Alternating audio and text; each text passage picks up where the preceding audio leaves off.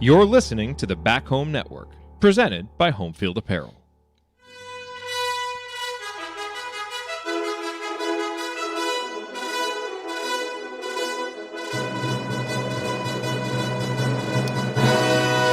And welcome, Hoosier fans, to another victorious episode of the Assembly Call, as tonight your Indiana Hoosiers deliver a wire-to-wire ass-kicking of quote-unquote rival Illinois in Champaign.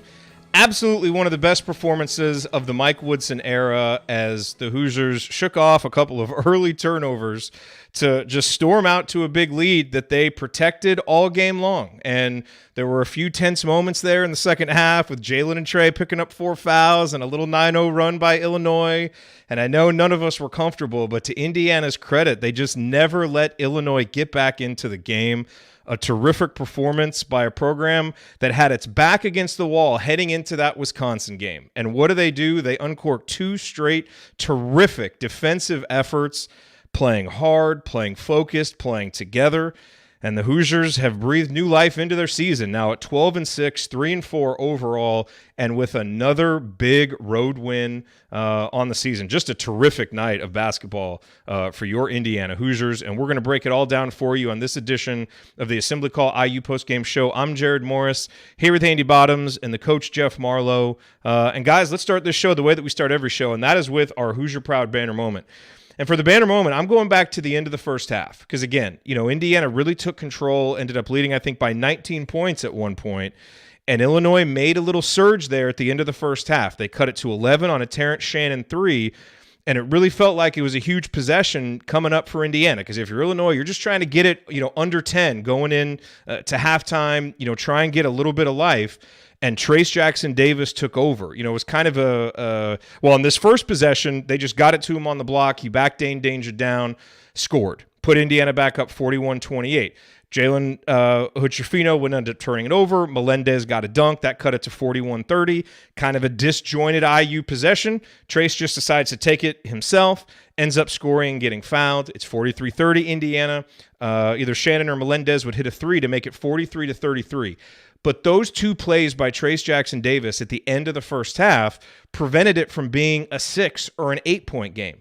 And then he came right out at the start of the second half and did it again and scored, I don't even know what it was, 10 of the first 12 or 12 of the first 14 points, whatever it was for Indiana.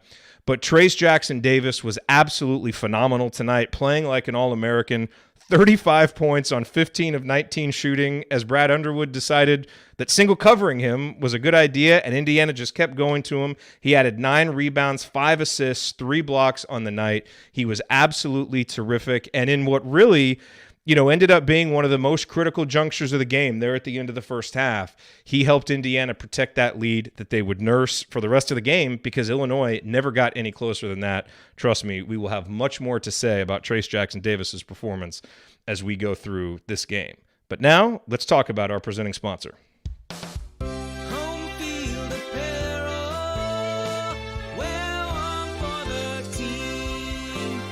Yes, our banner moment tonight, as always, brought to you by our friends at Home Field Apparel, now in their 6th season of sponsoring the Assembly Call and their 2nd as the presenting sponsor for the Back Home Network. And ladies and gentlemen, Home Field Magic is back because, look, we can credit the team and the coaching adjustments and everything, but I think we also have to credit this shirt.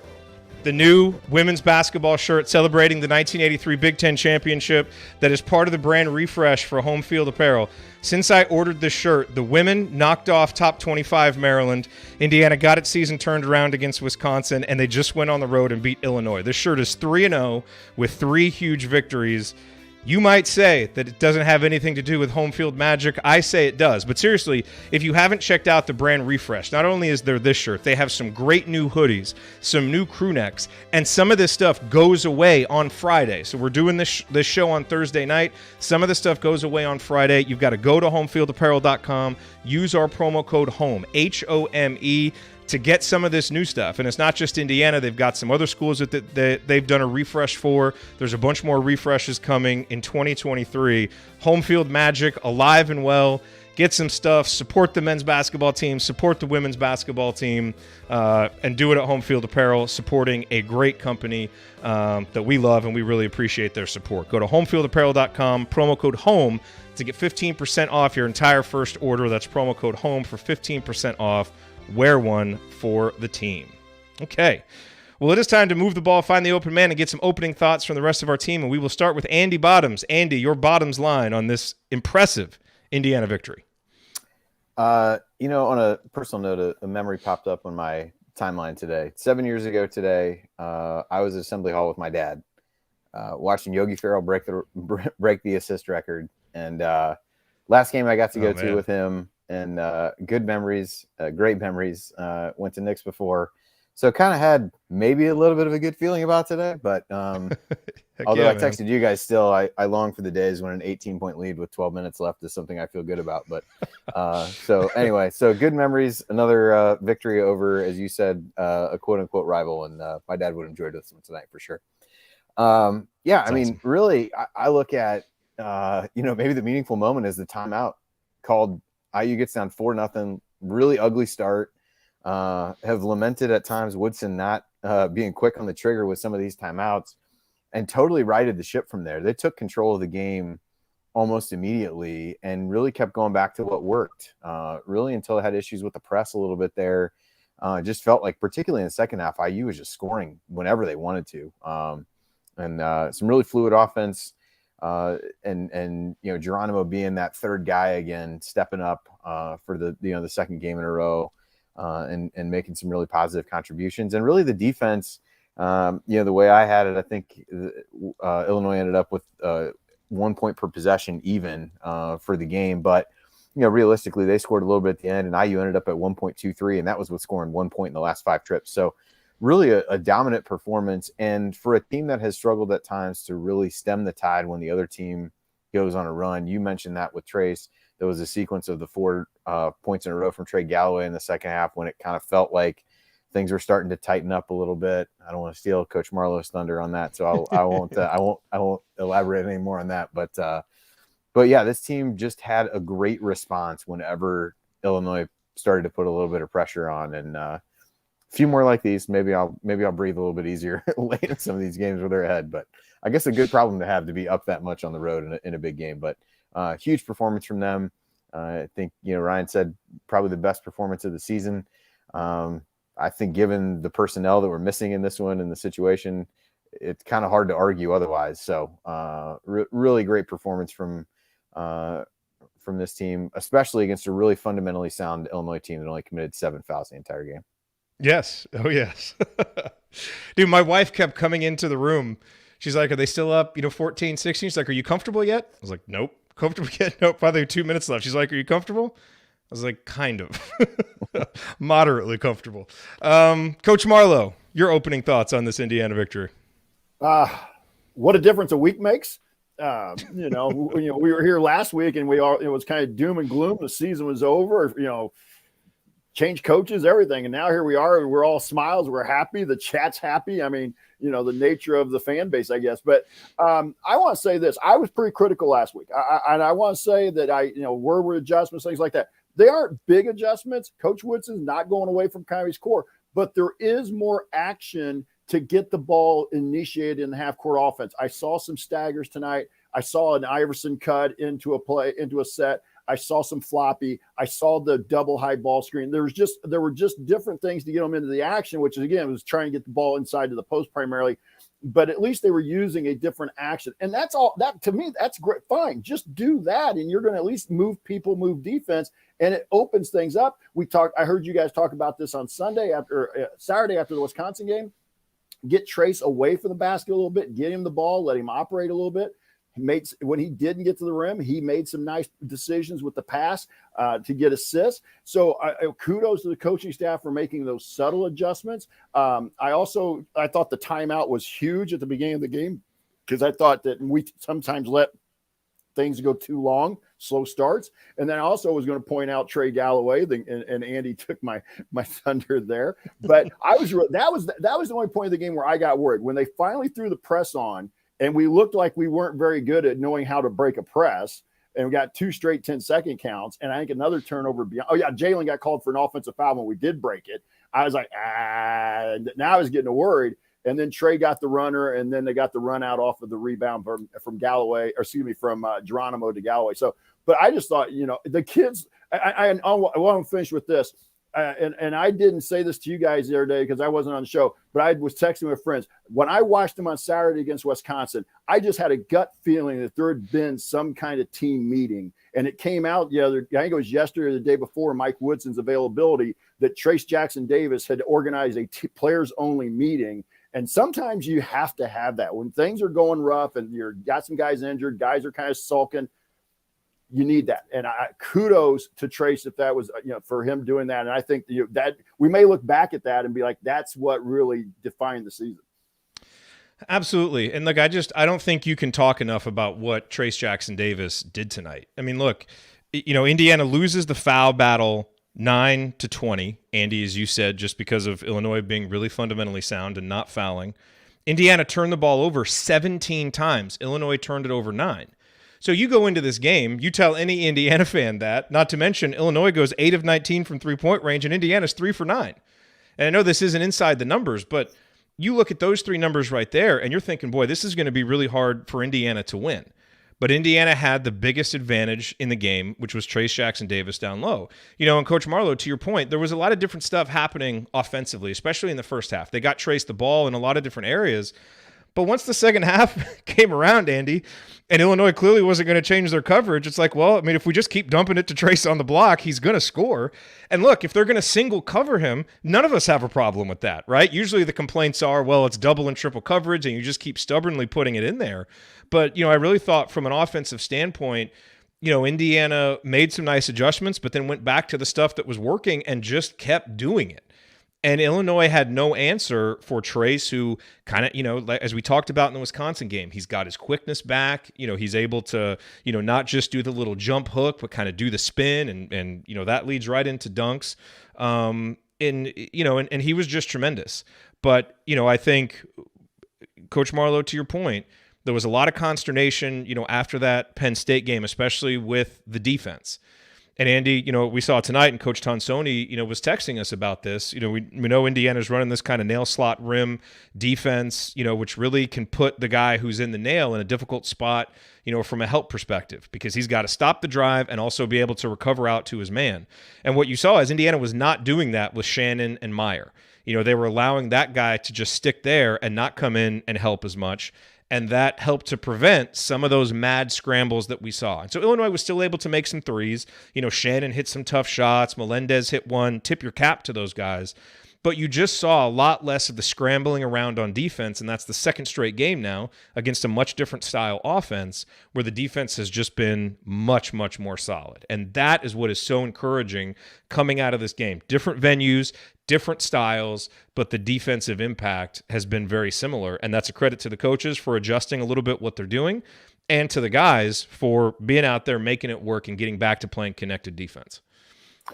Yeah, on the defensive side, that was a question that we had. That was one of our lingering questions coming out of the game. This worked, really sticking close to shooters, and I think it was more than just a couple guys against Wisconsin. They were really staying pretty tight on everybody in that scenario. And so you look at, okay, is that just a function of Wisconsin's personnel? That works well there. They have fewer guys that are able to really break you down.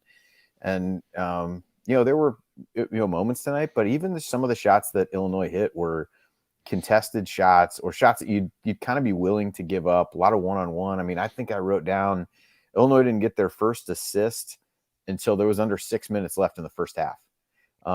You're just forcing guys to beat you one-on-one in that scenario. And what they were able to do, one of the times I think Kopp got a steal on this because they're sticking a little bit closer. I think it was Shannon. He drove baseline a couple times, tried to throw a pass down to the corner, and Kopp picked one off because he just wasn't so far inside the lane that he could recover out and steal the pass. So I thought you saw better activity there. Danger got hot a little bit in a couple spots where he was able to really get going, but overall, thought IU forced them to take more of the shots that IU wanted them to take as opposed to the shots that Illinois wanted to get. And if you think back to the Penn State game, it was the exact opposite. Penn State got whatever it wanted. IU didn't make them uncomfortable, and really kind of just devolved the Illinois offense tonight into a lot of those one-on-one type plays, and they're going to win a few of those. But I thought, the IU defenders really more often than not rose to the occasion, even on those one-on-one plays. You got Trace able to play back and alter shots there, and definitely encouraging signs from the defense for sure. And then Trace, as you said, on the offensive side, second half possessions, gets a hook, makes a hook shot, gets an and one layup, dunk. He didn't get any. He didn't score on the next possession, but IU did get points on the Galloway foul and the Underwood technical, which bought Illinois 13 minutes without getting called for one. Then Trace missed the hook, which and then that turned into a turnover from Jalen Hood-Schifino. But then TJD dunked, TJD inside. So I mean, he's got. I think he had 11 points in the first 8 possessions of the second half for IU, and really was the guy that was the focal point of most of those. And it was definitely, if it ain't broke, don't fix it. And Illinois was just throwing anybody they could come up with off the bench, and they just took turns getting absolutely abused in one form or fashion by TJD. Good friend of the show, Mike DeCourcy, who we obviously appreciate, does a weekly segment with us in our community, posted his mid-season All-America teams, of which Trace was not on it, and he and I had a friendly back and forth with my disagreeing. I wonder if Mike would change that up after this performance on the road, because Trace was an All-American tonight. I mean, that was spectacular. Jeff, do you have something you want to say? Yeah, I had 2 things. First of all, with DeCourcy, you need to ask him about the fact that he didn't have IU in the tournament in his latest bracketology. As bad as we've been, I'm not sure we're out of the tournament at this point. Well, getting a road win like this will certainly propel our case forward. And I want to say, we talked a little bit about this, at different times, kind of in our group, and you tweeted this out. That win at Xavier is going to look better and better that we had earlier in November. But anyway, the thing I want to talk about was defensively, coming out of that Penn State game after 3 straight games like that. The closeouts were at best lackadaisical, if not non-existent. How many times did we see the players just kind of not even rotate out? They get caught in the overhelp. One person would rotate out. Their team would make one more pass, and we just give wide open threes. The last 2 games, and I saw it tonight too, the kids are rotating and they're not giving up on the play. They're running out. They're at least challenging shots. Illinois hit a couple, but like we've said all along, make them uncomfortable. And I thought that's what we've done a better job of in the last couple of games with that. And then they're communicating better. All the players that are on the floor, you can see it. There's a better communication in the last 2 games defensively. They're connected. They know where they're supposed to be. They know who they're supposed to be guarding. I think one thing that has helped, I think that they were trying to do too much switching 1 through 5 before, and they've kind of cut back on some of the. Trace isn't switching as much. He still switched some tonight, but it's not always. I don't see a straight 1 through 5 switch. Sometimes there's just maybe a 1 through 3 or a 1 through 4, meaning that your position players, the point guards, and stuff, they're all switching based on who the matchup is. But I think that's helped them. And again, this is what we thought the defense was going to look like. I'd be interested to see what the data looks like for just these last 2 games of what our defensive efficiency would be, and see if we can extend this out. And then the other thing, we took it on the road. Again, this has been the one question with this team and kind of with Mike Woodson since he's got here. We've struggled on the road, especially getting leads early and being able to hold on to them. Kudos to the players tonight and to the staff. Thought it was, the game plan was really solid. There's no question. I think it's also worth saying, it takes 2 to a lot of times, in the Big Ten to create a blowout like this. Just like in the Penn State game. Penn State played really well. We played terrible. My guess is on whatever Illinois postgame shows they may have, they're not very happy with their effort. I thought that was a pretty lifeless performance from Illinois. Certainly disappointing, when you're coming to play your rival, that you would, not show up like that. And look, I think Indiana had something to do with that. Because, I think if you watched a guy like Matthew Meyer, who, by the way, had 0 points tonight, it's a guy who averages 11 points. No coincidence, Indiana wins by 15 on a game where you shut him out. He had absolutely no desire to try and work for a shot or do anything offensively. Indiana just completely took him out. Like, credit to Terrence Shannon, who I thought, tried his best offensively and tried to do what he could. Meyer was a no-show, in large part because of the defense, that Indiana played. And, so I thought coming into this game, if we saw Indiana carry over the strong play against Wisconsin, there's a real chance that you come out here, you play well, Illinois plays well, it's a really good game, and you could lose just because they're a little bit better than you at home. But Indiana played really well, and Illinois, I mean, just really didn't show up. I mean, to lose with all those, important statistical advantages that we talked about earlier. But Indiana just had more life. Indiana just had more juice. And the other guys I want to mention here off the top, Andy, Trace Jackson Davis owned the second half. He was just tremendous. But I thought what Jalen Hood-Schifino and Jordan Geronimo did in the first half was absolutely essential for Indiana to build the lead. Jordan Geronimo in the first half had a very Victor Oladipo-like impact on the game. He scored on cuts. He made a three. He was blocking shots. He was getting rebounds. Had a couple of, turnovers. But he was just all over the place with his energy impacting things. And Jalen, who really struggled in the second half, and obviously we hope that, when he fell and, was kind of holding his wrist, that there's nothing there. He kept playing.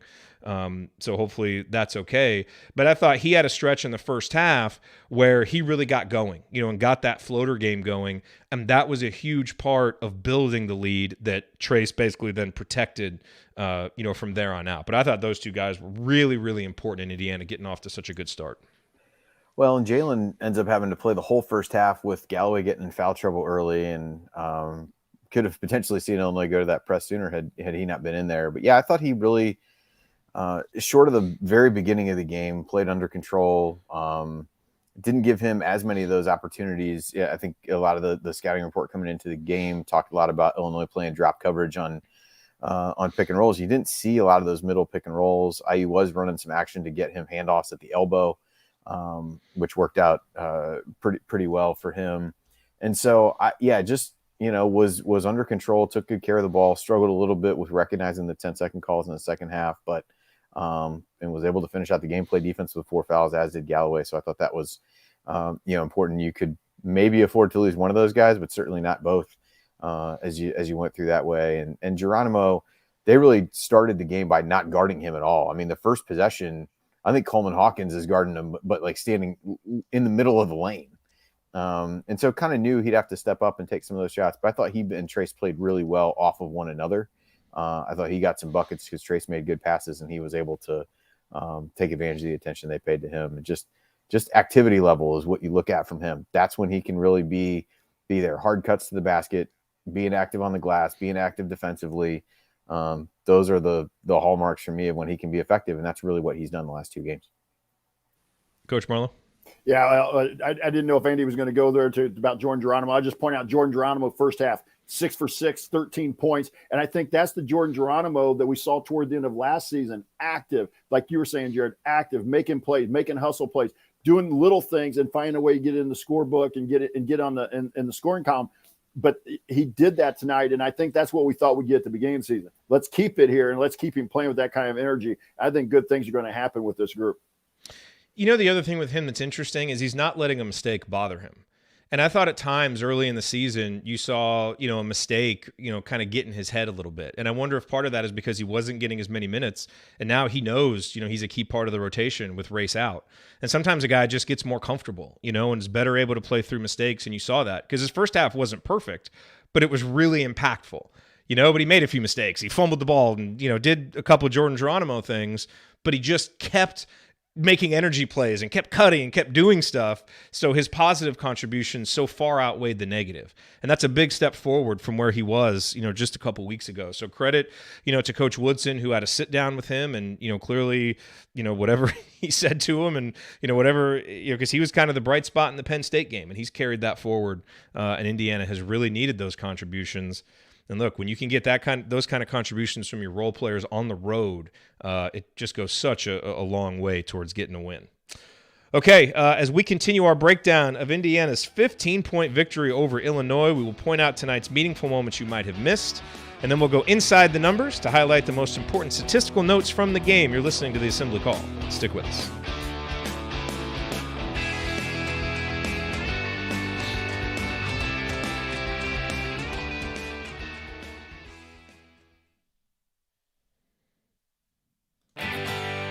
Hey guys, it's Gene Steratore, CBS officiating analyst and retired Big Ten basketball official. I have never listened to the Assembly Call, and to be honest, I don't intend to. But if you listen, make sure you ignore anything Ryan says about officiating. He's really good from the seat of his pants, but I wouldn't trust him on the court with a whistle around his neck. Time has proven him wrong on virtually everything. Take care. We'll talk soon. Gene, please come back. Rescue this league, because the officiating game in, game out both ways is really just very frustrating to watch. You're listening to the Assembly Call IU postgame show. I'm Jared Morris. I'm here with Andy Bottoms and the coach, Jeff Marlowe. We are breaking down Indiana's 15-point victory over Illinois, and it's the top of segment 2, so you know what that means. Meaningful moments that you might have missed. That is right. It is time for tonight's Meaningful Moments You Might Have Missed, brought to you by our friends at Hoosier Ticket Project, where they help individuals and families experience IU athletic events in person for the first time through the generosity of alumni and fans. To learn more about how you can donate money or extra tickets to help create meaningful moments for other IU fans, visit HoosierTicketProject.org. That's HoosierTicketProject.org. Look, I think the first moment that we need to talk about is, that other, and Coach Marlowe, you kind of alluded to this, the only other point in the game, in the second half where it really felt like there was a little bit of game pressure on Indiana because Illinois was making that run was when they got it down to 66-54. They're on a 9-0 run. Everybody expected that run to happen. You're on the road. Illinois has some firepower. They were going to make a run at some point. And Jalen is on the bench because he has 4 fouls. And it really, for a moment there, felt like IU was teetering a little bit. Had the 2, backcourt violations. And Trey Galloway, who was pretty up and down tonight, he did a lot of Trey Galloway things. He did everything playing hard, and you always give him credit for that. But some turnovers and some ball handling issues, a couple questionable decisions that led to fouls. It was just kind of one of those nights for Trey. But man, did he step up huge when Indiana needed him. On that next possession when Indiana's up 12, he refused to screen, drove right, hit that little floater, which was huge just to settle things down. Because we've seen a 9-0 run like that balloon to a 17-0 run, and now it's only a 4-point lead, and all hell's breaking loose. That really stopped it. And then on the next possession, credit to Jordan Geronimo. He didn't score a lot of points, but he got a huge rebound and threw a great outlet pass to Trey Galloway, who, drove down, stayed patient, let a whole bunch of Illinois guys fly by him, and got the layup. And, that put Indiana up 16, really kind of settled things down. And, we've seen, in some of these games, okay, Jalen step up and Trey step up. But who else is going to step up? And you expect the role players to play at home, but that was just another example in a really key spot where Indiana's role players stepped up and made big plays, that led to wins. So that was just an absolutely tremendous sequence in the second half, and credit to Trey for stepping up and making, a couple of the biggest plays of the game. Andy, I know that we probably have the same one about Miller Kopp, so I'm going to let you deliver that one. I got a couple different ones on him. I mean, he didn't score a lot tonight, but there was I'll just run through all 3 of them. One was first half. There's a kind of an ill-advised pass from Geronimo back across the center of the court. Kopp does a really good job of stepping to the ball, manages to get it. The defender ends up going up the court. He kicks it back to Geronimo, who makes a jump shot there. I mean, that was a 4-point swing with, in my head, I'm seeing the run out the other way for Illinois. That was one. That would have cut it to 8. And then Geronimo's bucket put him up 12. Yeah, he had a really good cut down the lane late in the game where Trace found him. One of a number of really good passes from Trace to be able to finish that. And then the other thing, he's diving on the floor for a loose ball with less than 2 minutes left in the game, up by like 16 points. Just really thought from a leadership standpoint. I mean, we can. I'm sure we're not done banging the drum of him getting shots and of Woodson had some comments in his press availability this week that could certainly have been taken in a way that was maybe not what you'd want to hear. But man, he just keeps playing. Made a big 3 as well. Takes a shot fake, lets a guy fly by, step to the side and drill the 3. So just a number of plays that some show up in the box score, some don't, but a number of little winning plays that make a difference in a road game like this from a guy with a lot of experience, and just thought he made a lot of savvy plays on both ends. Yeah, I will hear no Miller Kopp slander tonight. This was a game, and honestly, I don't have a big problem with the 3-point shooting tonight because this was a game. I mean, Illinois just wasn't going to help off the shooters, and they're going to single team Trace. I mean, I would like to see more than 9, don't get me wrong, but, it's a little bit more defensible in a game like this. And I'll tell you another play that I loved from Miller, and it happened in the second half. And look, he's a shooter. He feels the pressure to go out there and make shots, and he got it on the wing. And he had enough space to it would have been a good look. And for a guy like him who just wants to take shots, I'm sure he wanted to take that shot, but he passed it up to Tamar Bates for a better look. And so I just think there's an unselfishness to his game, and there's a fine line between what you might call unselfish and what someone else might call not being aggressive enough. But, time and score and context matters. And I just thought, him being unselfish, like that, and just playing a team game and doing what was asked of him in this game. He really did that. The other thing I want to mention, Andy, you mentioned the 3-pointer that Kopp made, and that put Indiana up 62-41. Really kind of a dagger 3 that he made. What preceded it was Tamar Bates taking a pull-up 3. And you could debate maybe whether that's a good shot or not. I loved it. Because I think there are times in a game when you get a little bit of space and you can hit a 3 that's just going to have an outsized impact. I thought that would have been one of them, because if he makes it, I mean, it really, it kind of feels like it's going to shut the door, on what's happening. Now Illinois, would end up cutting it to 12 a little bit later. But I liked the moxie of Tamar to step up and take that shot. Indiana would end up getting the rebound, and Kopp would make the 3 a little bit later. But it was nice to see those guys, be ready for some openings that they had in the second half after getting 0 shots in the first half. And Tamar wasn't able to make any of them. Miller was able to hit. And those guys weren't needed tonight. But I do continue to think as we go down the stretch of this season, Indiana's going to need to find other ways to score points. Not everybody's going to be silly enough to single cover Trace, and those guys are going to need to be ready. And I thought they showed in the second half a good mentality of sticking with the game, even though they weren't getting their opportunities early. And that's something else positive that we can carry out of this. Coach Marlowe, your meaningful moments? I'm going to go to Jalen Hood-Schifino on a couple of them, and they were both around the same time frame. We had a possession. Danger missed 2 free throws, I believe it was. We were up 20-12, and next possession we come down, and Jalen goes down the lane and gets a dunk. And so that I liked that. I thought that was meaningful because again, it showed the aggressiveness of Jalen Hood-Schifino as a primary ball handler. Then I just couple different actions really were, but because of the way Illinois plays the drop coverage, it's perfect for Jalen because he's going to get into the lane. He gets a chance to shoot that medium range shot or even about a 12-footer that he really likes. And he had a couple of those as well. So those meaningful moments after he off to a shaky start, I thought Jalen looked a little shaky at the start. He had a couple turnovers. He was, the ball was kind of fumbling around his hands. But I thought once he got going, he really played well in that first half.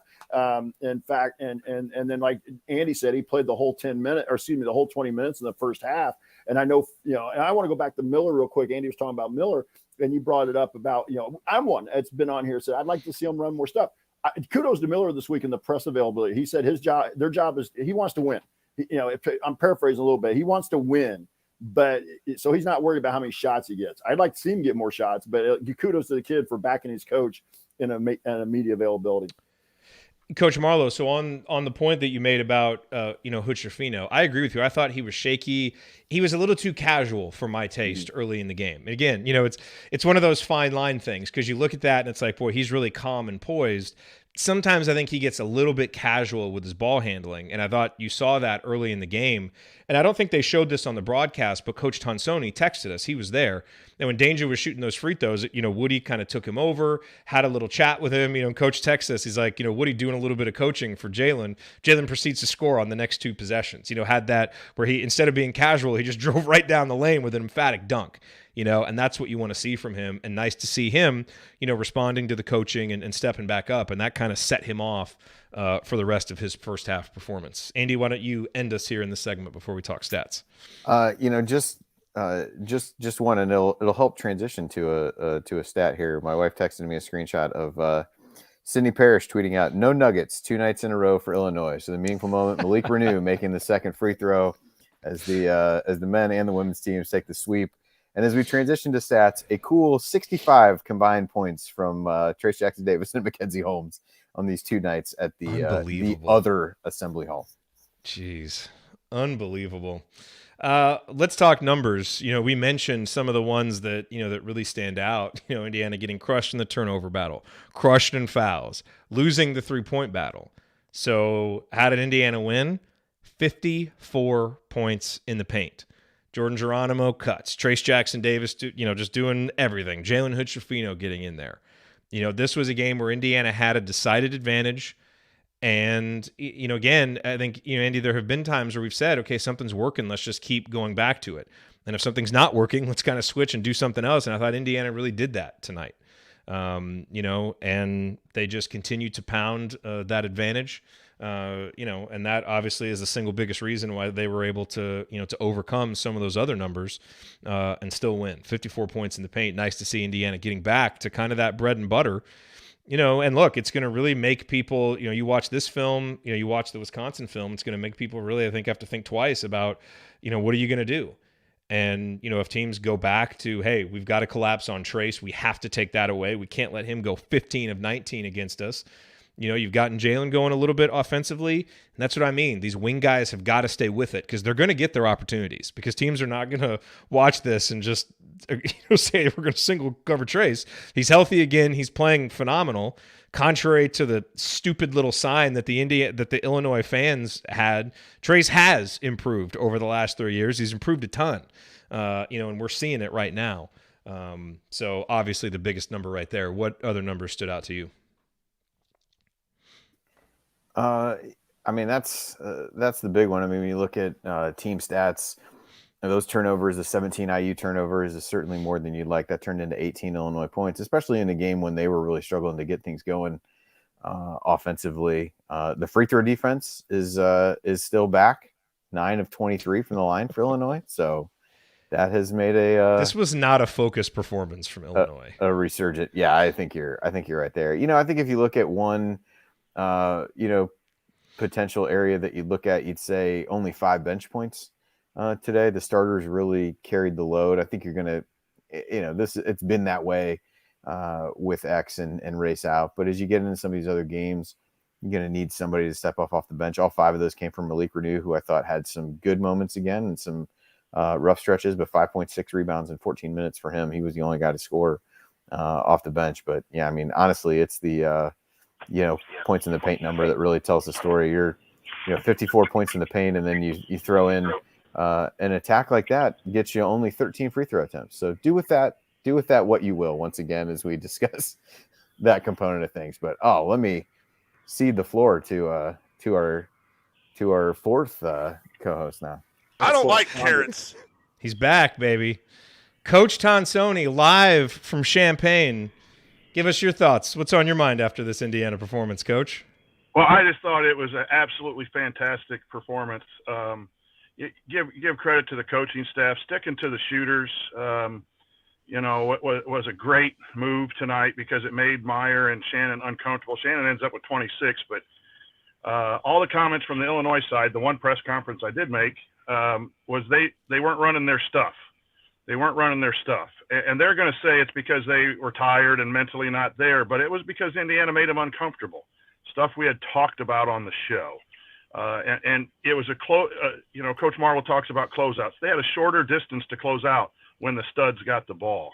And you gave up some drives and you gave up some post feeds early on, but that's a lot of what the college game is going. Like, Underwood did that to a fault tonight, and he was living by it in the press conference. He said, you can't score it. One guy can't score enough twos to beat you. It's the other guys, Geronimo getting 13 when he averages 5 and not guarding Hood-Schifino, that he wasn't happy with the way they guarded TJD. But in this, a lot of colleges now, it's like rather give up contested twos than that 3 ball. And some, I think Underwood stayed with it too long tonight. But all coaches are stubborn to an effect. But I just thought the effort was there. I thought Woodson had a great night tonight. He called that timeout early. Mm-hmm. And I don't know if you guys caught it.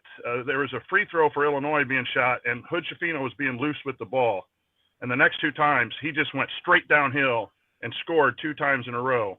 And that's the kind of in-game management that I think has been missing, and some of the concerns that I had.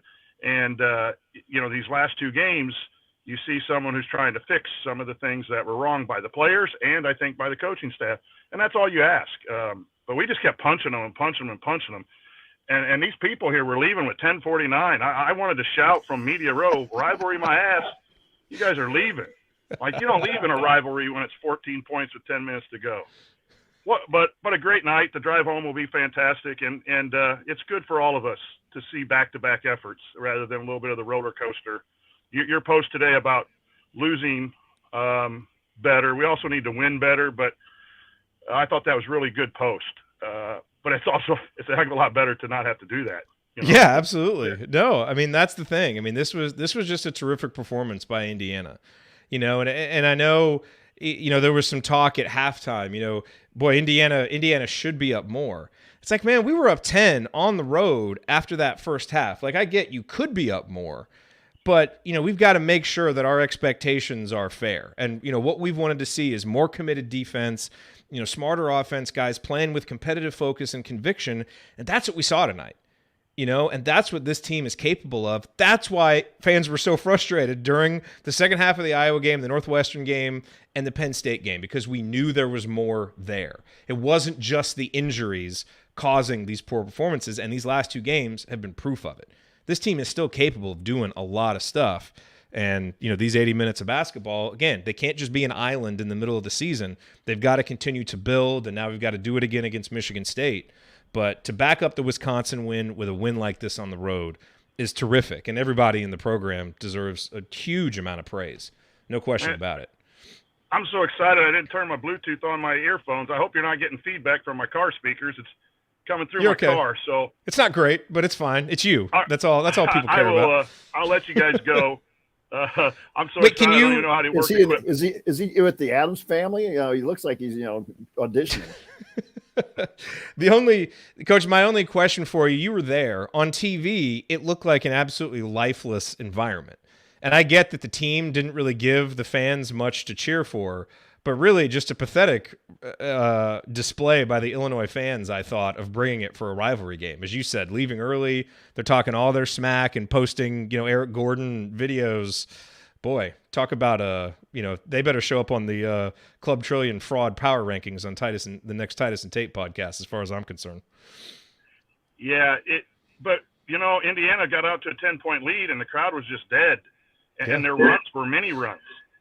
They got a little loud when that 9-0 run happened, when the press, you know, caused us problems. That got really loud, but other than that, it was domination tonight by Indiana, defensively and offensively. Everything worked. Everything was demoralizing. Offensive rebounds we got. They missed free throws. It was just, you know, a combination of us playing great and they did not play great, and why there was a blowout and the fans reacted that way. So that's what they get for talking crap, you know, all week, is you get your ass kicked. Absolutely. Coach, you driving home now? Yeah, I got a 2-hour drive, but it'll probably happen about an hour and 15. I'm so fired up. Well, hopefully Mrs. Tonsoni doesn't have the slippers on when you get there. I hope she's waiting. No, up for you, and Coach. I'm going to bill any traffic ticket to assembly call. That's fine. That's fine. We win by 15 points on the road. It's all good. Yeah, that's only valid after victories, but yeah, this coupon only valid after victories, but you're all right. All right. Thanks for checking in, Coach. Yeah. Look, I'm not sure what other numbers there really are to talk about. I do want to go back to one other meaningful moment though, which is when it was 66-45. Trace, you know, scored another bucket, one of his many. Illinois took a timeout, and they showed him kind of walking back to the bench like, hey, let's relax. You know, this game is not over yet. And I just, you know, look, there was some conversation at different points, you know, earlier in the year, and we've talked about it before, you know, with him, that as you get older and you're the go-to guy, it's always been at Indiana that you're responsible for more than just your own play, you know, and you've got to be a leader in terms of energy. You've got to be a leader in terms of example. You've got to be a leader in terms of the things that you say. And I think the growth that he's shown as a leader over the last, you know, month, 6 weeks, whatever it's been, playing hurt and helping this team navigate through injuries and, you know, helping them come back and put these two performances together and leading not just with production, but with more energy and just everything he's done. I mean, honestly, I mean, this is the good stuff. This is why it's fun being a college basketball fan. And I'm just so impressed, you know, with what he's done. And you're starting to see even more of those little vocal things like that, where it's just that's not the kind of stuff that you would have seen from him before. And Trace, I mean, he's improved as a player. He's not a threat from outside, but they're fouling him on 3-point shots. So, I mean, he's at least got that going for him and making all 3 of the free throws. Does that count as his first make? I'm not sure. We should. Don't foul. We should, but just, look, we'll talk about him more for the game ball, but I just walk away from this game being so impressed with everything that he did, his play, the way he carries himself, and the way that he's leading this program. He's really becoming just the full embodiment of all of his potential and what we thought he could become. We're seeing it right now, and it's really, really fun to watch. Andy? Yeah, Coach Marlowe, you have a number. Yeah. I mean, on Trace, and we mentioned a number of these as we went as well, but, just the number of baskets that he personally made to kind of stem the tide in different scenarios, going into halftime, coming out of halftime, just really, those and ones that he got there a couple of times. I forget whether it was the end of the first half or the beginning of the second, where he just kind of like got the ball in the perimeter. They're really overplaying everything, and he's like, "Screw it, I'm just going to go score." He did a lot of "screw it, I'm just going to go score today," which is always welcome. But yeah, I'll throw it to Coach Marlowe. I got one stat, but I'll throw it to Coach Marlowe first in case he got the same one. I don't want to steal it. Yeah, I'm going to go to the shooting percentage. We shot on the road 61.8%. Now, I know our All-American went 15 for 19, but we don't shoot 61.8% at home most times. I mean, that's an outstanding. And if you take away our 3-point percentage, it's 67% on twos. We would have been 31 of 46 on twos. I mean, that to me is, I can't even fathom going out on the road and basically making 2 out of every 3 shots in a conference game, in a game that where both teams should have been fairly equal. And we just went out and shot the lights out. And that's the one number I wanted to point out. And then I'll let Andy go. I do have one other one, but I'll let Andy go in case it's the same one I had. Well, you hit the one I had. It was the 2-point shooting, 67.4%. Illinois was in the top 20. I mean, they're still 20th even after that in 2-point defense, and just masterful, 67.4% of their twos. Phenomenal. All right, let's keep it going here on the Assembly Call. In segment 3, we are going to hand out our game balls. We'll talk a little Hoosier Hustle Award, discuss a lingering question or two, and then look ahead to what's coming up this weekend against Michigan State. That is next on this victorious episode of the Assembly Call. Stick with us.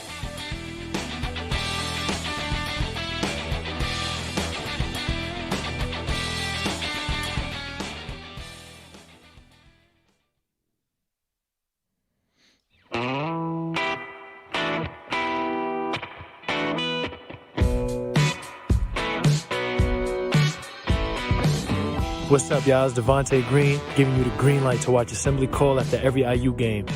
Just don't listen to their opinions about shot selection. Remember, you miss 100% of the shots you don't take. Go Hoosiers. Thank you, Devontae. You are listening to the Assembly Call IU postgame show. Catch us live immediately following every IU basketball game, plus every Thursday night at our website, assemblycall.com. And hey, sometimes Thursday night is a game, and so we don't have Assembly Call Radio, but we do have a postgame show. And since this is Thursday night, that means our final segment is brought to you by our friends at True Blood Real Estate. And I really do mean friends. Jim Trueblood has been a friend of mine for a long time. He is the founder and owner of True Blood Real Estate, where he has been helping people in Indiana buy and sell properties since 2006. Starting this season, True Blood Real Estate is the exclusive and official real estate partner of IU Athletics, with a team of talented agents to serve you in Bloomington and throughout Indiana. If you are looking to buy or sell real estate in Indiana, you need to experience the True Blood advantage. So go to truebloodre.com to learn more. That's truebloodre.com, and tell them the Assembly Call sent you.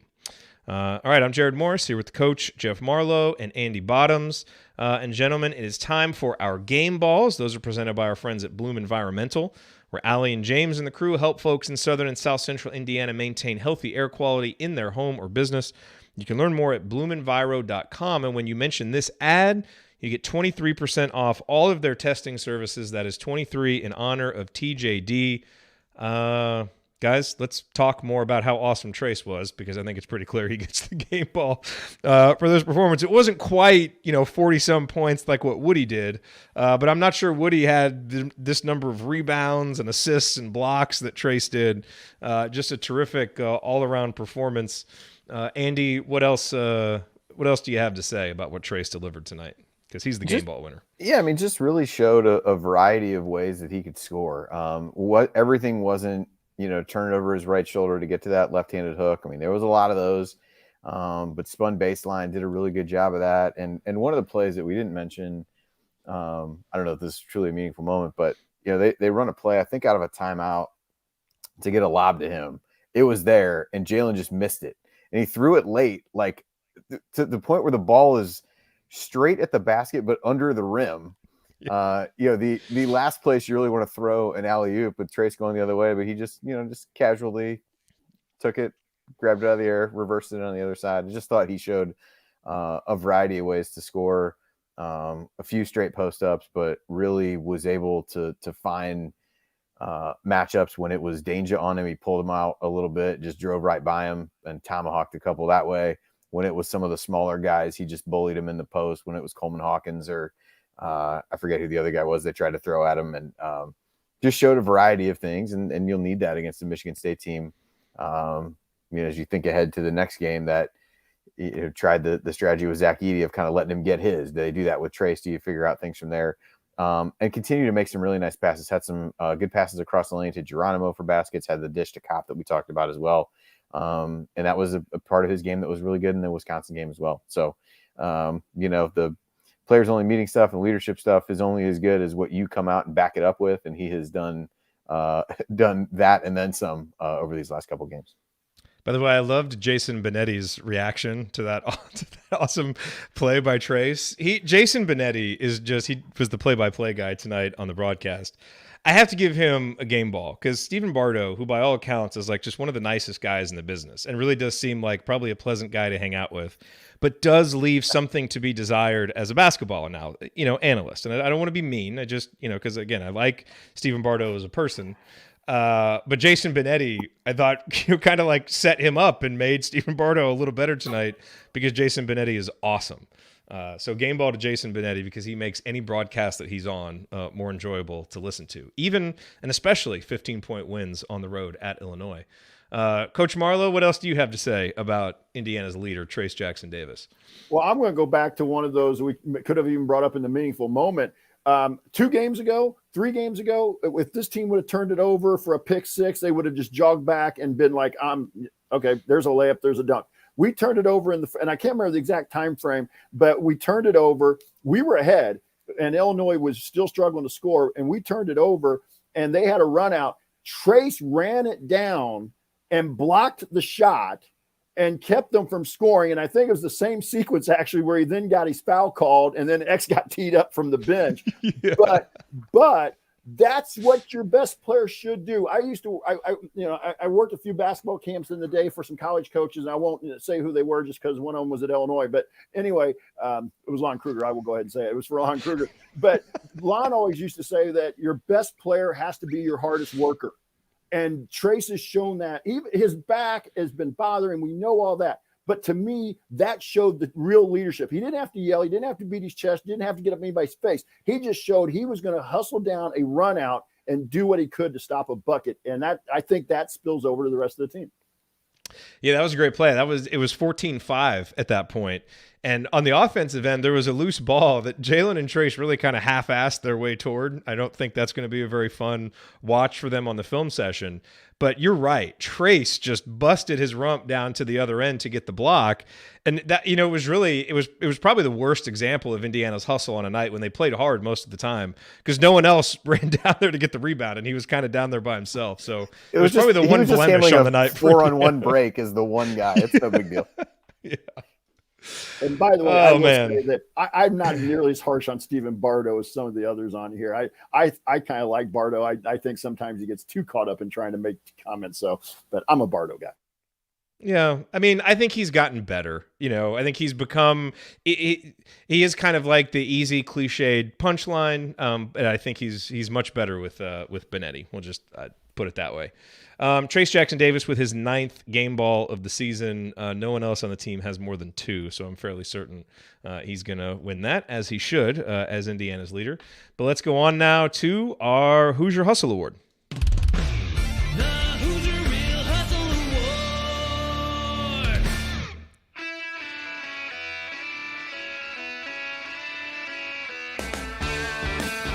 Hi, this is Anthony Leal, reminding you to check out our friends at Evansville Security Services.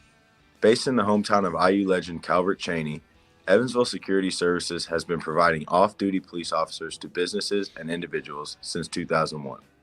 In other words, they're in the business of prevention and peace of mind. And remember, prevention cannot be measured. To learn more about how Evansville Security Services can help you preserve your peace of mind by preventing bad outcomes, visit evansvillesecurityservices.com. That's evansvillesecurityservices.com. All right. Thank you, Anthony. Hoosier Hustle Award time. Coach Marlowe, we'll go to you first. Who gets your Hoosier Hustle Award? And a nice problem to have tonight. I think you could go to a number of people, a number of guys on the team here, but I'm going to go with because of what he did in the first half. And I thought that was a huge key to this team getting off to the lead they got in the first half. And that's Jordan Geronimo. I thought Jordan's effort in the first half, his 13 points, his rebounds, his hustle. Yes, he made a couple of mistakes, as we pointed out earlier, but I just feel like when he brings that energy and plays that role, other guys filled their roles better. And I thought he took advantage of the opportunities that night. He hit a 3 in the first half, and he made a couple nice cuts. They got passes for layups. So I'm going to go with Jordan Geronimo for my hustle award. But like I said, I could have gone with 3 or 4 guys. Interesting. An upset that you didn't go with your guy Trey Galloway. I think that's what everybody was expecting. He was in my list, but the play at the end, a couple of plays at the end weren't enough for me. I'm going to go with Jordan here, but Trey was on my list. Andy, who gets your Hustle Award? I'm going to go with Jordan as well. I mean, looking back, he really the 3-pointer he made to make it 7-4. Illinois never led or never had it tied from that point forward, and I thought really, Trace didn't score as much early. He eventually did, but I thought Jordan at least helped stem the tide. I thought the energy and the effort and just the activity level there continues to get better on the defensive end. I think this was a reasonably good matchup for him on that side of the ball to be able to be a smaller 4-man with the way that Illinois plays there. Therefore, I thought he did a nice job on that end of the floor as well. Had a couple nice blocks. And I think it seemed like he turned his ankle or did something, going out to close out on a shooter at one point. It was out for a little while, but came back in. Was a little worried about that for a bit there in the second half. He kind of asked to come out, but finished the game fine. Seemed to be good there. So he gets it for me. I think be the second game in a row for him. I believe he got it in the Wisconsin game too. Yeah, Jordan gets mine. I just thought his impact was, just so much about the hustle and the activity. So he gets mine. I do want to throw out honorable mention to Miller Kopp. I think you could make a case for him.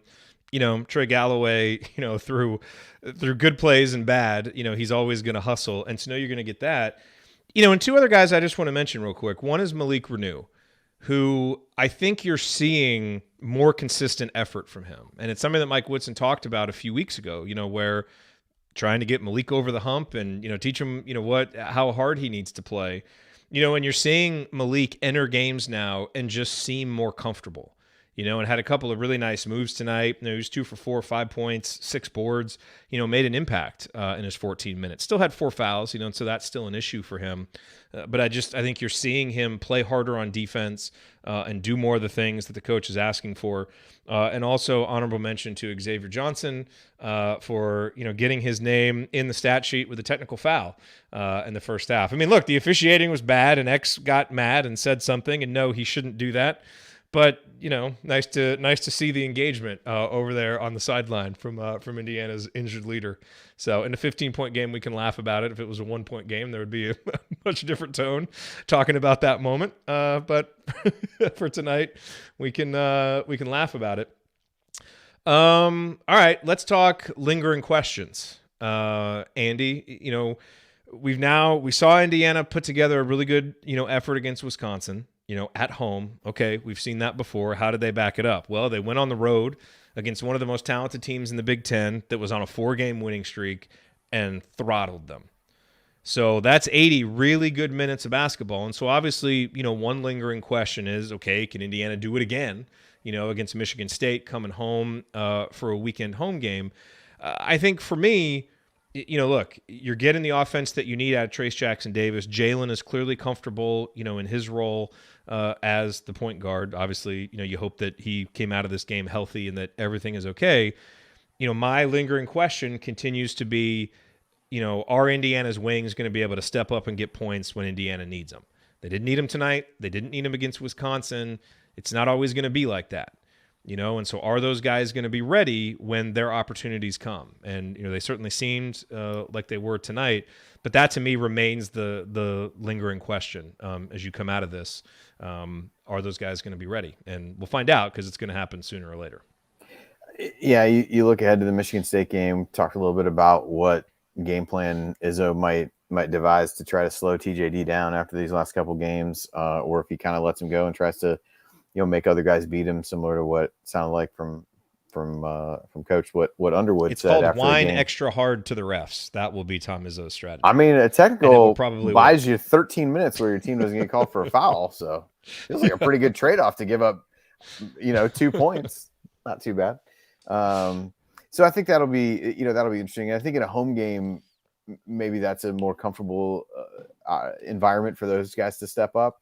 I think in a road game, you kind of lean on your studs, and I thought Trace was every bit of that tonight. So, home environment at Assembly Hall, somebody can maybe get hot, hit a couple threes, and see what happens from there. I think that would bode well, give those guys some confidence. I thought they've didn't score a lot tonight, but I thought played well overall. Talked about Galloway. He seemed hell-bent on fouling out of the game there for a little bit, though. Even when he came back in with 4, I was like, you might have just ratchet it down just a little bit here after you.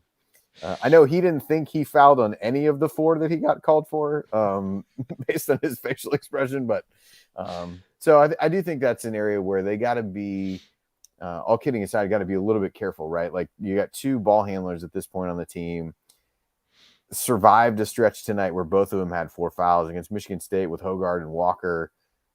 Can you defend those guys without fouling and getting yourself in trouble? Because it becomes that much more important for those guys to stay on the court. And that's almost as important as some of the scoring punch that you hope you get eventually. And I think that'll come. I think it's just going to come in spurts. And if you can get a different guy to step up each night, it's been Geronimo these last couple games. It's kind of been the third wheel of things here. Can that be Miller Kopp or Trey Galloway or Tamar Bates in the next game? Maybe multiple of those guys. I just think you got to take it game by game. I don't think they're in a position where they're getting consistent enough touches that you're going to be able to count on any one of those guys every single night, game in and game out. But I do think you are seeing enough from them that it feels like you're going to get contributions from a couple of them that can maybe put you over the edge in a tight game. Yeah, no, it's a great point about the defense on Michigan State's 2 guards, because those guys are good enough, even with the injuries they have to Hall, to keep them in any game, in any place. And Indiana just doesn't have much depth. And you kind of saw some of the ball handling struggles. And I think, Tamar Bates is an interesting case. You look at the points that he had. You go back to the Nebraska game. Here are his point totals: 19, 13, 5, 8, 19, 8, 9, 11. He really was kind of getting going there and being a consistent source of offense. In his last 2 games, 0, 0, has not scored. And you might say, well, those are the 2 games Indiana has won. So, that's fine. I don't think they won because, he didn't score. Obviously, the offensive opportunities were coming from a different place. But he's a scorer, and I saw some mentions in the chat, and I get it, where you don't want him to force shots. But again, he is a guy who knows he's expected to score. And that's where I just think if you can help a guy like that out, help him get a look, help him kind of get into the flow of the game, I think that's, going to, help keep him kind of engaged and confident, because you're going to need those points at some point. So I continue to just be curious about how that plays out as we go, forward here in the season, and teams probably go back to, guarding Trace a little bit tougher. It'll be interesting to see how those guys are able to respond. Coach Marlowe? I think Tamar's moved well off the ball lately. He had a back cut tonight that I think he lost the ball going up, or it got knocked away. I think he's done a good job of being more active and trying to get himself into position, either off the catch to get shots or being able to drive off that. So I think he's going to be a little bit more erratic over the course of time. I think it's also a couple games he hasn't started, hasn't played as many minutes in some of those scenarios. But I think you're seeing I think you're seeing enough little things that he's doing that he's going to have a few games where he really helps the team out from a scoring standpoint. And you may have a few that are a little quieter like tonight. But I don't know, it feels like you're still seeing growth there, even if it's not showing up in the scoring column. It's interesting. It's kind of more of a macro question, but I mean, Indiana's recruiting a lot of guys who are wings and wing scorers, and it's just interesting that you kind of watch games, and in Indiana's offense, a lot of times they're an afterthought. And you can talk around that, because, hey, you've got this All-American center and you've got, this NBA talent at point guard, and they're the focal points of the offense. But I do think at some point you want to kind of show how a guy like that is going to be used, and how you're going to help him, get into it as you go forward. And it just, right now, that's not what the focus has been. And Woody was very adamant that that's not what they're going to do right now. But that is a lingering question to watch moving forward. Coach Marlowe, any lingering questions for you coming out of this one? Well, I also want to comment on tomorrow a little bit before I get to my lingering question. It's just that I think one thing would help tomorrow, and I know he's not going to be an A-plus defender. I think if he just got locked in a little better on the defensive end, and he's gotten better, but there's still times when I see him turn his head to the ball. There's still times when I kind of see him, he's not in the proper position. And I think if he gets locked in a little better on the defensive end, and then you take the offensive end, rather than just always hunting, it seems like the three, make a cut to the basket like a Miller Kopp did tonight or a Jordan Geronimo. Get a layup or two, because once you see it go in, the basket just looks so much bigger. And I don't care whether you're playing high school ball, college ball, pro ball. You see it go in, all of a sudden your confidence grows. And Coach, to that point real quick, he had an opportunity like that in the first half where he made a cut, got a pass, and he was really casual with the ball and kept it down instead of bringing it up, and they stripped it, and he didn't get that opportunity. So I think you're 100% right, and he's got to seize that opportunity and finish the play, and he just didn't do it tonight. But I'm going to kind of show my Bob Knight roots here, and the lingering question is, can we continue to do it? And can we continue to play with the same effort? Coach Knight always used to talk about last game, next game. Hey, great win tonight. Loved it. Loved going on the road and kicking the crap out of Illinois. Got to forget it. Now we got to get ready for Michigan State on Sunday, and that's the only game that matters. Because if you lose that game, then this doesn't. Yeah, and I'm another one that I really like to talk about home wins and road losses. And we lost at home to Northwestern, so we got that game back now by going out and winning on the road. I'm not looking to be 500, but that's kind of what I measure the league race by, is who's winning on the road as well as winning at home. And so we got to defend the home court. So I'm really looking to kind of see, and one of my favorite movies when I was in high school or college, actually, when I came out, was Major League. And the Lou Brown quote about, you win one game, then you win another. And then if you win a third game in a row, you know what they call that? A winning streak. So Sunday becomes really important. Absolutely. Andy, anything else about Michigan State? Obviously, Malik Hall expected to miss that game. This Michigan State team is not particularly deep, but they do have, again, the kind of experienced guards that are going to keep them in every game and always give them a chance to win. So, Indiana is really going to have to bring it, the same kind of defense, everything against just kind of one of those tough, gritty, kind of pain in the neck Michigan State teams that doesn't have a big ceiling, but they've got that high floor because of those guards and just the program that Tom Izzo has built. Yeah, you've got three really good 3-point shooters in Tyson Walker, Jaden Akins, and Joey Hauser, all shooting over 41% after tonight's game. So I think that's, as you look at what IU's defensive game plan is, if they continue to employ what they've done, what they did tonight, you're gonna probably see guys hug those shooters pretty close. I think how you can defend the guards is really where things start with them, particularly with Hall out. Hauser, a big guy, but doesn't really play inside a great deal. Has a few more 2-point attempts than 3-point attempts, but that's really where he likes to do his damage. And Sissoko really started out the season strong inside, made a good leap, and that'll be a tough matchup for Trace as well. So it's a Michigan State team as you approach the end of January, so you kind of know what you're gonna get out of that. Should be a grind. They've been better defensively than they've been offensively, but curious to see what kind of game plan they really put in place for Trace, just after seeing what they did on Monday against Edey. But we'll see what the Big Ten officials have to say about this. But as of now, they're in like the bottom 20 in America in free throw rate. So I expect to see them shoot about 35 free throws on Sunday then. But no, I mean, good opportunity. They've been playing really well. Would be another really strong win for IU. They took Purdue down to the wire, beat Rutgers handily tonight, hit a bunch of threes in that game, and was pretty close with Illinois. I feel like in that game, and Illinois kind of pulled away late in the game. I think it was pretty close to a tie game going in the last 10 minutes or so. So really tough team, and good opportunity, like Coach Marlowe said, to continue to build on that momentum, because you look ahead from a scheduling standpoint. From there, can't take a trip to the barn lightly, but Minnesota has been, toward the bottom of the Big Ten. You got to come home. You got a struggling Ohio State team there. Like, you got a chance to string some wins together if you can keep it going. So I think this team should feel really good about the changes they made and how they've reacted to the situation in these last couple of games. Just a matter of being able to come and bring that same energy on Sunday. Yeah, I'm going to play the role of Scott Caulfield here really quick. You got a home against Michigan State, at Minnesota, home against Ohio State, at Maryland. I mean, those are 4 winnable games. Now, odds are you're probably not going to win all of them, but you keep playing like this, it is not inconceivable that you're on a 6-game winning streak heading into the Purdue game. Again, I'm not saying it's likely, but this is the part of the schedule now where you want to be playing well so that you can make hay with these winnable games, because it does get tough, coming a little bit later.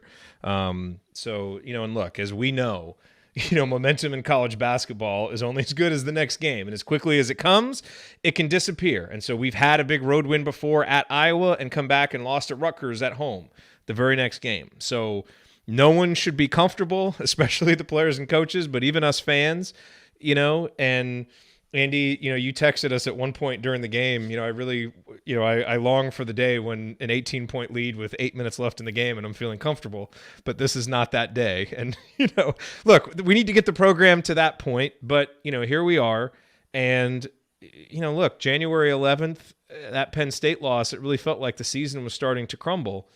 And now a week later, we just cracked the top 20 again on Ken Pom with this victory, 3-4 in the conference, and we're right back there in the race. Not necessarily competing for, first right now, obviously, because of what Purdue is doing. But right back in there, you get to 4-4 with that Michigan State win, and you're just right there in the thick of it with everybody else. Setting yourself up down the stretch to really be able to make a push to get in that upper division. And Indiana has earned that. They played really well against Wisconsin, went on the road and did it tonight.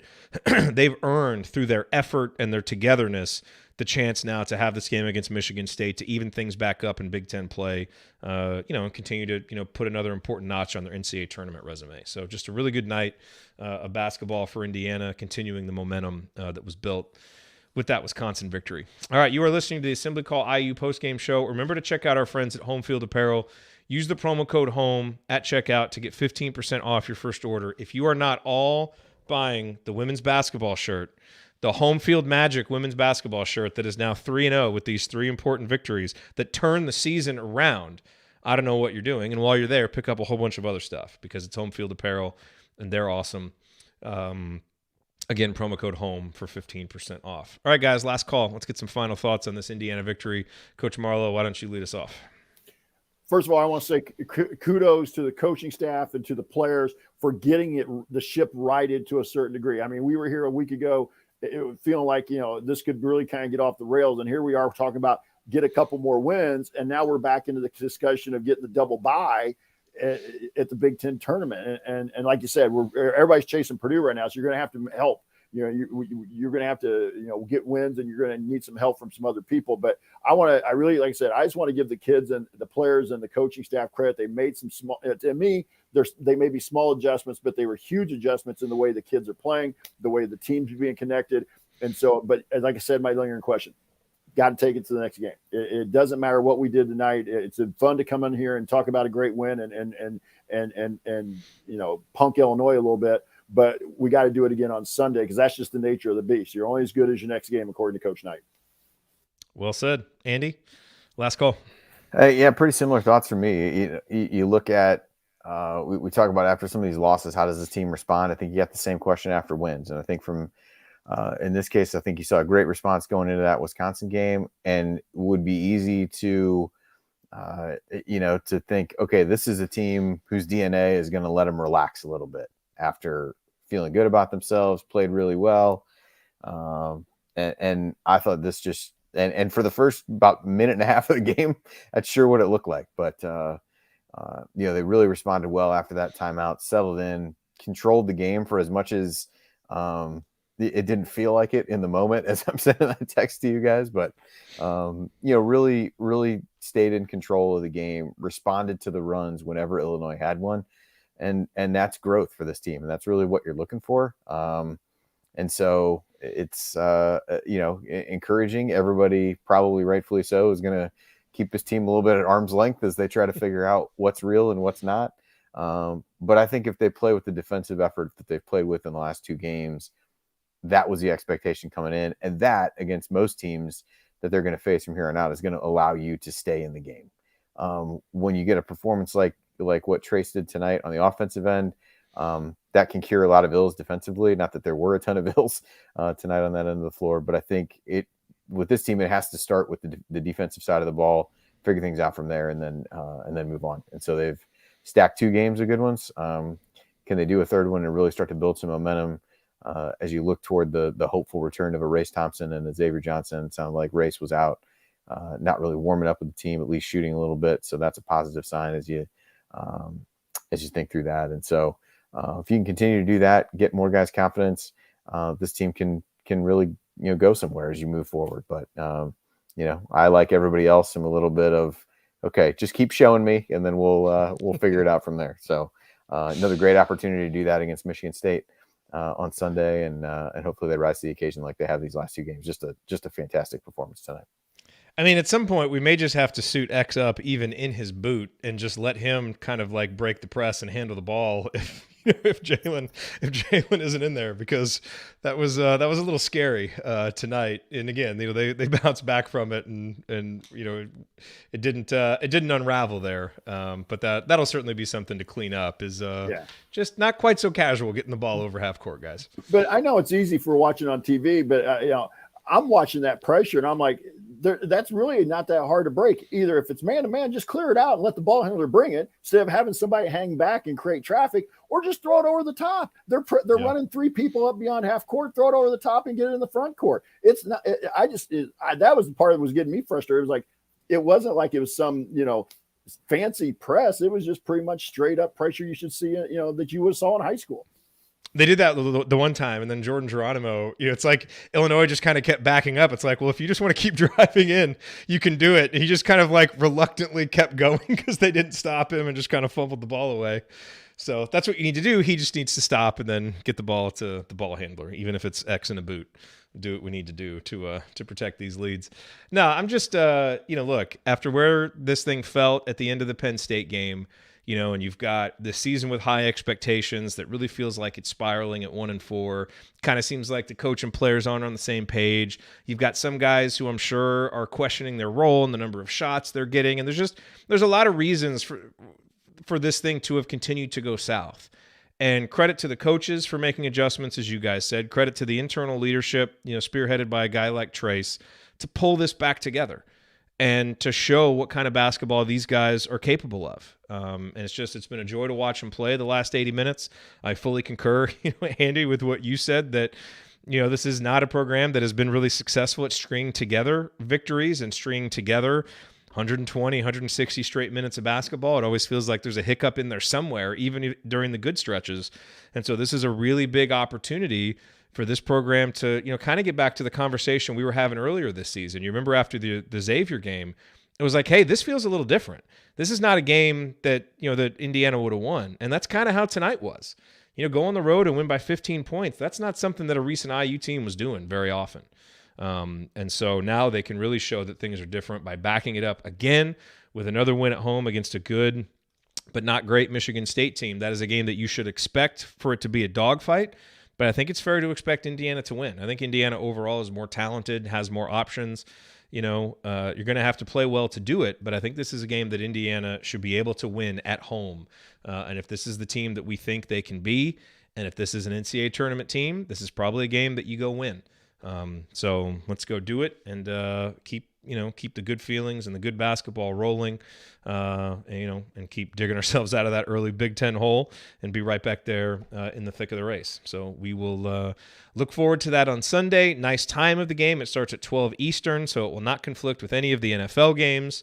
So we can watch the game, come watch the post-game show, and then settle in for what should be a good afternoon of NFL football to follow. But that will do it for us on this victorious episode of the Assembly Call. If you want to see us do the show live and be part of the live chat, make sure that you subscribe to our YouTube channel, youtube.com/assemblycall. And don't forget to go to join.assemblycall.com to join our free email newsletter.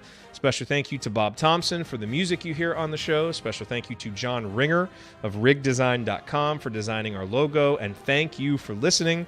We'll be back to talk IU hoops again with you Sunday after IU Michigan State. Until then, take it from me, Rob Hennessy. Keep your eyes on the rim and your elbows in. Go Hoosiers. Do you remember the last time Indiana had this decisive of a victory at Illinois? It was one of Rob Finney's best games of his career, his freshman season. That'd be 2019 then. Last time they won there. It was not a very good Illinois team, but that was a terrific performance by Rob. Oh, was that when Underwood was still like really trying to like press the shit out of everybody, and then and then he changed his tune after he got roasted a few times? Yes, and just one of those Rob Finney games where you're like, holy crap, this is okay. This guy's got something. But yeah. So hey, a couple things. Number one, Andy's going to join me Monday night for doing the work. Kathy's in Hawaii, so Andy's going to join me. We're also trying to get coached. We're also trying to get coached. I was not offered the chance to go to Hawaii, just to be clear. I was offered the chance to be on the postgame show. The offer to Hawaii did not make it my way. No, I wasn't offered to go. I wasn't offered to go to Hawaii either. But anyway, so Kathy won't be around. I do want to ask you. Well, I'll wait till we end the broadcast. But then Thursday night, they have what should be a top 5 matchup or top 10 matchup with Ohio State. So we need to try and coordinate times. The women take precedence. We will move Assembly Call Radio wherever we have to. This is a women's basketball team that has a chance to win a national championship and a Big Ten championship. You do the show after the game whenever you're ready, and we'll move our stuff around. Okay. Well, it's a later start. It's like Thursday. I want to say it's another one of those like 7:30 Central Time or 7 o'clock Central. So I was thinking just maybe right as soon as you guys get done. Yeah. So. We'll go early. Whatever we need to do. Yeah. Whatever we need to do. Okay. Well, thanks for staying up late, guys. Thanks for everybody who's here in the chat. So much more fun to do these after wins and good performances. So let's keep it going on Sunday. Yep. All right, everybody. Good night, everybody. Sounds good. Thanks. Bye. See you guys.